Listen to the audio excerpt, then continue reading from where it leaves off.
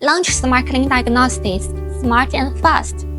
Today, we received a request for help from the owner of a BMW 738. After replacing the TCB module, the vehicle reported a control unit device fault and a certificate fault. Without professional diagnostic equipment nearby, the owner couldn't receive the issue and specifically sought our assistance. This is exactly where Launch SmartLink comes into play.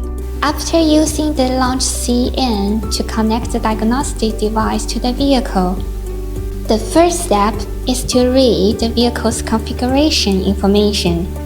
Next, we code the newly replaced TCB module by writing the vehicle configuration information which is reading to the new module. After the coding is completed, this module also requires an offline authentication. We will read the authentication field and then select offline.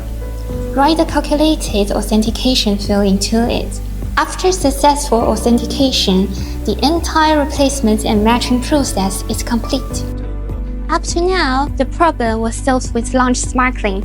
With Launch SmartLink, breaking geographical barriers, no matter the distance, as long as there's an internet connection, we can easily solve the problem.